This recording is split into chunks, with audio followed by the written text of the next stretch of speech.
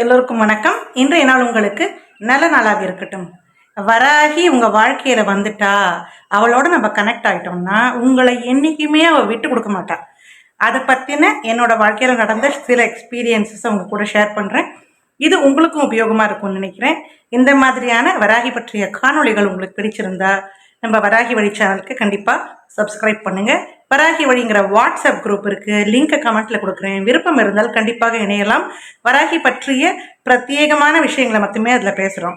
வாங்க வீடியோக்குள்ளே போகலாம். சரி, வராகி நம்ம வாழ்க்கையில் வந்துட்டா அப்படின்னா இந்த அம்பிகைக்குன்னு ஒரு குணம் உண்டு. அதாவது பொசசிவ் அப்படின்னு சொல்லுவாங்க. அதாவது தனக்கான அந்த முதல் மரியாதையை எப்பயுமே வராகி வாங்கிப்பா. இப்போ என்னோட வாழ்க்கையில் நான் வராகி உபாசனை ஆரம்பித்த காலத்துலேருந்து முழு முதல் கடவுளாக அவளை நான் எடுத்துட்ட அப்புறமா என் வாழ்க்கையில் நான் என்ன பார்த்தேன்னா, எப்போ என்னோட வாழ்க்கையில் முக்கியமான தருணங்கள் வந்தாலும், இது நான் முன்னாடியே சொல்லியிருக்கேன், எனக்கு பஞ்சமியில் அது நடக்கும். அதே போல் 5ங்கிற நம்பர் என்னை தொடர்ந்து கொண்டே இருக்கும். இது ரெண்டும் நம்ம சிங்க்ரனாசிட்டின்னு சொல்லுவோம், அதாவது நிமித்தங்கள்னு. அதை தாண்டி நம்ம வாழ்க்கையில் சில பாதைகளை மூடுவா, சில வழிகளை அவ தரப்பா. அதாவது தன்னை நோக்கி எப்பயுமே அந்த பக்தரை திருப்பி கொண்டே இருப்பாள் வராகி.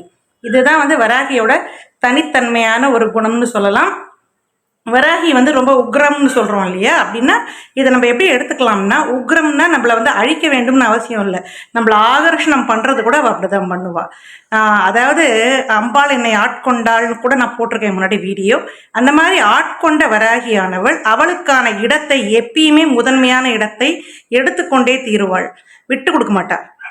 ஓகே, வராகி என்னோட வாழ்க்கையில் 2020 அம்பாள் ஆட்கொண்டாள். 21 எனக்கு பர்த்டே வந்தது, March 19 என்னோட பர்த்டே. அந்த பர்த்டேக்கு இப்போ நம்ம என்ன பண்ணுவோம், யூஸ்வலி கிளம்பி கோவில் போவோம் இல்லையா? ஸோ இங்கே சிவா விஷ்ணு கோவில்னு இருக்குது. அங்கே துர்கை, முருகன் எல்லா சுவாமியும் இருக்கார், சாய்பாபாவும் பிரதிஷ்டை பண்ணிருக்காங்க. ஸோ யூஸ்வலி இங்கே பர்த்டேனா நான் அந்த கோவில் தான் போவேன். ஒரு 20 மைல் தள்ளி இருக்குது அந்த கோவில். ஸோ அதனால் காலம்பரை குளிச்சுட்டு பர்த்டே அன்னைக்கு அம்பாளை பார்க்க, சுவாமியை பார்க்க கிளம்பினேன் நான். ஸோ இது வராகி என் வாழ்க்கையில் வந்த அப்புறம். ஸோ நியாயப்படி இதே நான் இந்தியாவில் இருந்தால் முதல்ல எங்கே போயிருப்பேன், வராகி கோயிலுக்கு வந்திருப்பேன், வராகியை பார்க்க வந்திருப்பேன் இல்லையா? ஸோ அமெரிக்காவில் வராகிக்கான கோவில் கிடையாது, சன்னிதானம் கிடையாது. ஸோ அவளை நம்ம ஆலயத்தில் சென்று வழிபடுவது என்பது முடிந்த வரைக்கும் முடியாத காரியம் இது இல்லையா? மெஜாரிட்டி ஊரில் கிடையாது. இப்போ 1-2 ஆலயங்களில் அம்பாளுக்கான சந்நிதி வந்தாலுமே நான் இருக்கக்கூடிய அந்த கிளீவ்லேண்ட் அப்படிங்கிற ஊரில் அம்பாளுக்கான சன்னிதானம் கிடையாது. ஸோ சரி, ஓகே, ஏதோ ஒரு சுவாமியாவது போய் பார்க்கலாம் நம்ம பர்த்டே அன்னைக்குன்னு சொல்லி தான் நான் கிளம்பி போனேன். அப்போ பாருங்க அந்த ஆச்சரியத்தை. ஸோ நான் கிளம்புறேன், காரில் கிளம்புறேன். என்றைக்கும் இல்லாத விதமாக இந்த ஹைவேல ஏறுறதுக்கு போகிறதுக்கு முன்னாடி பயங்கரமான டிராஃபிக்கு. ஏதோ ரீசன்னால நம்மள அந்த பாதையில் போக விடலை. ஸோ வண்டியை கொஞ்ச தூரம் போயிட்டு பாதையிலேருந்து நம்ம எக்ஸிட் எடுத்து திருப்பி வந்தாச்சு. ஏன்னா பயங்கர டிராஃபிக், எனக்கு ஏதோ ஒரு ப்ராப்ளம் ஹைவேல பார்க்க முடியல. அப்போ கரெக்டாக எனக்கு இந்தியாவிலேருந்து கால் வந்தது. அந்த இந்தியா கால் நான் எடுத்த பொழுது அங்கக்கூடிய வராகி ஆலயத்தில் அபிஷேகத்தை லைவாக்க தெரிந்தவர். ஸோ அந்த பிறந்த நாளன்று முதல் தரிசனத்தை நான் மட்டுமே உனக்கு கொடுப்பேன், என்ன நீ பாரு அப்படின்னு வராகி சொன்னதாக நான் எடுத்துக்கொண்டேன். அப்படி ஒரு சந்தோஷம் எனக்கு. ஸோ இது என்னோட முதல் எக்ஸ்பீரியன்ஸ். தனக்கான இடத்தை அவள் விட்டு கொடுக்க மாட்டாள். 2வது எக்ஸ்பீரியன்ஸ் என்னன்னா, நம்ம வராகி ஆலயம் நிறைய சன்னிதானங்கள் மெட்ராஸில் எல்லா இடத்துலையும் இருக்கு இல்லையா? எங்கள் டி நகரில் எங்கள் அம்மா வீட்டு பக்கத்தில் ஒரு நாகாத்தம்மன் கோவில் இருக்கு. அந்த கோவிலில் அந்த வராகியை பிரதிஷ்டை பண்ணியிருந்தாங்க, குட்டியாக ஒரு வராகி சன்னிதானம். என்னோட பிறந்த நாளுக்கு ஐ திங்க் இது அடுத்த வருஷம் 2022 இருக்கலாம். என்னோட பிறந்த நாளுக்கு எங்கள் அம்மா அந்த அம்பாளுக்கு ஒரு பாவடை வாங்கியிருந்தாங்க. நாகாத்தம்மனுக்கு சாற்றுவதற்காக ஒரு பாவடை, அழகான பாவடை வாங்கி ரெடி பண்ணி வச்சுருந்தாங்க. போனால் திரை போட்டிருக்கு கோவிலில். ஸோ பாவடையோடு வெயிட் பண்ணிட்டே இருக்காங்க. திரை எதனாலையும் திறக்கவே இல்லை, ரொம்ப டிலே ஆகிட்டே இருக்குது. அப்போ பார்த்தா கரெக்டாக அந்த வராகி சன்னிதானத்தில் இருக்கக்கூடிய அந்த இடம் ரொம்ப காலியாகவும் இருந்தது. அங்கே ஒரு பூஜாரி நின்று வெயிட் பண்ணிட்டு இருந்தார். டக்குன்னு எங்கள் அம்மாவுக்கு மனசுலையும் மஞ்சுளாவுக்கு வராகியை ரொம்ப பிடிக்குமேன்னு சொல்லி இந்த பாவடையை கொண்டு போய் வராகி கொடுத்து விட்டார்கள். ஸோ அந்த பாவடையை அன்னைக்கு வராகி வாங்கி கொண்டாள். அதாவது இது 2வது எக்ஸ்பீரியன்ஸ். இன்னொரு எக்ஸ்பீரியன்ஸ் எனக்கு என்னன்னா, எந்த ஆலயம் நான் போனாலும் ஏதாவது ரூபத்தில் வராகி என் கண்ணில் படுவா. ஒன்று கோபுரத்தில் பொம்மையாக இருப்பா, இல்லைன்னா கதவுல இருக்கக்கூடிய சிற்பங்களில் ஒன்றாக இருப்பாள். அங்கே வந்து சன்னிதானத்தில் அம்பாள் இல்லைன்னா கூட இந்த மாதிரி நடக்கும். ஒரு தடவை சிங்கப்பூர் நான் போயிருந்தேன். சிங்கப்பூரில் பத்ரகாளியம்மன் ஆலயம் போகும்பொழுது பின்னாடி கரெக்டாக, அது என்னோட இன்னொரு பர்த்டே இன்னைக்கு 2023ன்னு நினைக்கிறேன். அந்த பர்த்டேக்கு கரெக்டாக பார்த்தீங்கன்னா அங்கே வராகி இருந்தாள். பர்த்டேயா இல்லை ஏதோ ஒரு முக்கியமான நாள் அன்னைக்கு பின்னாடி அந்த அந்த சன்னிதானத்தை சுற்றி வரும்பொழுது பின்னாடி கரெக்டாக அங்கே வராகி இருந்தாள்.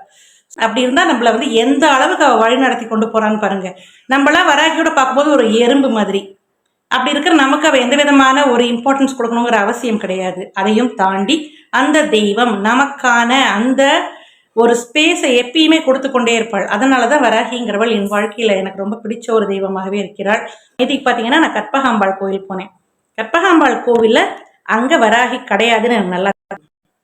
அதன் பிறகு அங்கேருந்து கிளம்பி சரி ஓகே வெளியே வந்தாச்சு கோவில்லேருந்து.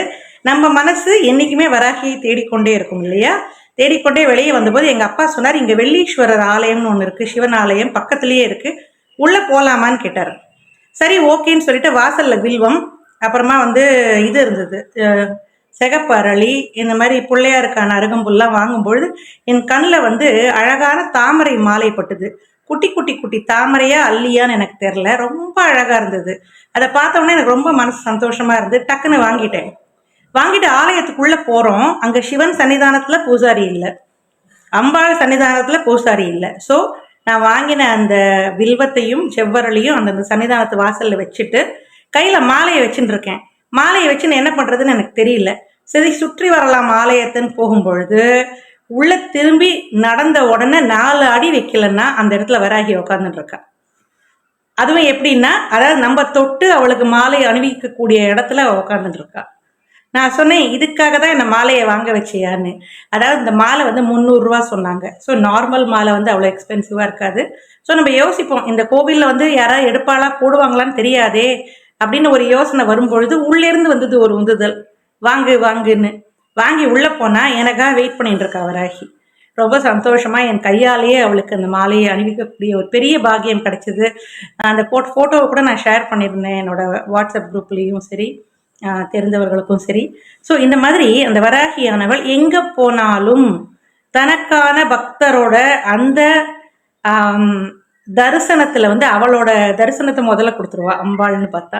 ஸோ இப்படி நம்மளை பார்த்து பார்த்து ஒரு ஒரு தோழியாக, ஒரு தாயாக, ஒரு குருவாக இருக்கக்கூடிய அந்த வராகியானவள் நம்ம வாழ்க்கையில் இருக்கக்கூடிய பிரச்சனைக்கா ஒரு சொல்யூஷன் கொடுக்க மாட்டா. நம்ம அவளை என்னைக்கு பார்க்க ஆரம்பிக்கிறோமோ அன்னைக்கே அவளது பார்வை நம்ம மேலே இருக்கும். நம்ம எந்த விதமான தவறையும் செய்யாமல் நல்லபடியாக சரணாகதி செய்யும் பொழுது அந்த தெய்வத்தின் பார்வை நம்ம மேலே இருக்கும் பொழுது நமக்கான பாதுகாப்பு என்றைக்குமே இருக்கு. இந்த மாதிரி எக்ஸ்பீரியன்ஸ் உங்கள் வாழ்க்கையில் இருந்தால் கமெண்ட்டில் கண்டிப்பாக சொல்லுங்கள். உங்களோட எக்ஸ்பீரியன்ஸஸ் கேட்க எனக்கு ரொம்ப ஆர்வமாக இருக்குது. இது ஒரு இப்போ நடந்த எக்ஸ்பீரியன்ஸுங்கிறதுனால இதை உங்கள் கூட ஷேர் பண்ணணும்னு ஒரு ஆசை இருந்தது. ஏன்னா என்ன மாதிரி உங்களில் எத்தனையோ பேருக்கு இதே மாதிரியான ஒரு விஷயங்கள் நடந்திருக்கலாம். ஸோ நான் சொல்ல விரும்புகிறது என்னென்னா, எப்போ நம்ம அவளை பிடிச்சிக்கிறோமோ அவளும் நம்ம கையை விட மாட்டா. நம்ம எந்த அளவுக்கு அவன் மேலே பாசம் காமிக்கிறோமோ அந்த அளவுக்கு திருப்பி பாசத்தை காட்டக்கூடியவள், குழந்தை மாதிரி தனக்கான உரிமையை தட்டி பறித்து கொண்டு செல்லக்கூடியவள், அவள் தான் வராகி. இந்த காணொளி உங்களுக்கு பிடிச்சிருக்கும்னு நினைக்கிறேன். இந்த மாதிரி காணொளிகள் உங்களுக்கு பிடிச்சிருந்தா நம்மளோட வராகி வழி சேனலுக்கு சப்ஸ்கிரைப் பண்ணுங்கள். வராகி வழிங்கிற வாட்ஸ்அப் குரூப் இருக்குது, கமெண்ட்டில் லிங்க் கொடுக்குறேன். விருப்பம் இருந்தால் கண்டிப்பாக இணையுங்கள். இன்னொரு காணொளியில் கூடிய விரைவில் சந்திப்போம். நன்றி. ஓம் வராகி, ஜெய் வராகி.